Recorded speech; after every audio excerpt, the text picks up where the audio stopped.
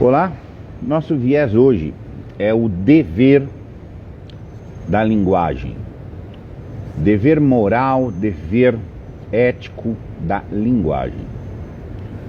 Aprender, dominar, ter destreza na linguagem há de ser um dever moral e jurídico. Perguntaram uma vez para Confúcio o que ele faria se ele ficasse à frente da administração de uma sociedade, de uma nação, uma coisa assim. Ele foi taxativo. A primeira coisa que ele faria seria restaurar, exigir um rigor na linguagem. O Confúcio foi sempre um grande crítico da corrupção generalizada. E ele já estava salientando ali a associação íntima que existe entre corrupção moral e corrupção da linguagem. Toda corrupção moral tem um pezão, se não tiver dois, tá? Na corrupção da linguagem. Não tem jeito. Curiosamente, essa mesma observação foi feita por Aristóteles, em que ele falava a problemática. Platão era muito taxativo na problemática de que há uma exigência moral de bem falar para constituir o bom caráter. Aristóteles acrescentava um detalhe ali, que as pessoas de mau caráter vão se valer justamente da corrupção da linguagem. Boa parte do desenvolvimento da retórica aristotélica é ligada a um meio de autodefesa do abuso linguístico que vai ter. O mau retor, o retor perverso. Então nós temos que compreender a retórica como, primeiro, uma autodefesa da corrupção linguística de que nós vamos sofrer. Muito antes de ser uma regra jurídica fundamental, a constituição de uma nação, hoje nós vivemos na crença da Constituição como norma jurídica fundante, fundamento de tudo mais que tem. Tinha que ser antes disso o vernáculo. Exato, até porque a Constituição é versada no vernáculo. A linguagem já normatizada, ela tem que ser o primeiro mandamento moral das pessoas. Nós temos, por quê? Porque ela é o caminho para a objetividade.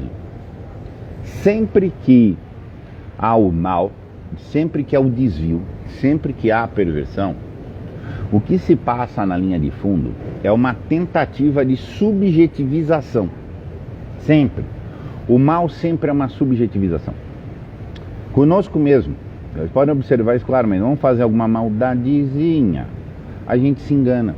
A gente distorce o sentido da palavra. Distorce o sentido da palavra. Fica com as frases incompletas. A sintaxe não é clara. As conjunções vão ficando mais permissivas. Falar corretamente, no sentido de ter clareza senciente sobre si, sobre a situação, como um esforço continuado de conscienciosidade, tá? É o que nos esforça ao rumo da objetividade. Por isso, e a objetividade é um dever moral, gente. Nós temos obrigação em todos os nossos encontros de transparência, dizer quais são as nossas intenções, quais são os nossos afetos, a objetividade da situação. Se o nosso aparato linguístico não corrobora recursos para a gente falar com clareza, com articulação e etc., você vai incutindo uma corrupção. É um senso que num sentido parece exagerado, mas é muito preciso. É muito preciso. Eu vou repetir. Toda corrupção moral tem que começar numa corrupção linguística. Seja porque uma palavra, assim que eu afirmo uma coisa, qualquer situação que fizer uma afirmação, eu faço uma separação entre o que eu disse e o resto do mundo. E tem que ter uma pretensão de objetividade. Tem que ter uma pretensão de intencionalidade. tem que ter uma pretensão de honestidade do que está se dizendo. Tá? Agora, se a linguagem é ambígua, é imprecisa, é insuficiente, é vaga, tá? Eu perdi a veracidade. Isso mesmo. Comunico menos, cabe meio que tudo ali na comunicação, cabe meio que nada, de tal maneira que eu vou fazendo interpretações subjetivas de acordo com as circunstâncias. A moralidade, a condição do caráter, o crescimento, a nossa constituição é a superação de circunstâncias. É isso mesmo, nós vamos superar, na medida do possível, um esforço progressivo, as circunstâncias, os consequencialismos de ocasião. Então, assim, o cultivo da língua é algo de muito, muito rigoroso.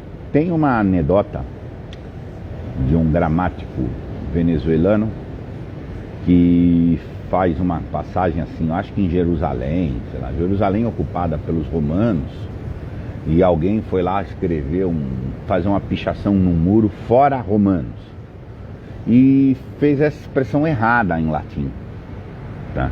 E aí o centurião lá, os soldados lá pegaram esse infrator que detratou os invasores e tal, e deram um cacete, desceram o cacete, mas eles não estavam preocupados com a ofensa aos romanos, eles estavam preocupados com a ofensa ao latim. Por quê? Porque fizeram a sei lá, declinação errada, léxico errado. Então, assim, o ultraje era porque maltrataram a língua. Então, o cultivo do idioma é o cultivo de uma moralidade. Uma moralidade num sentido, tá, que inviabiliza, é inviável um senso de solidariedade social sem um primado da objetividade, em que eu digo uma coisa e tem que ser exatamente claro o que eu disse. Tá? Há uma impossibilidade de cooperação humana. O Julián Marías, no tratado dele, Concórdia sem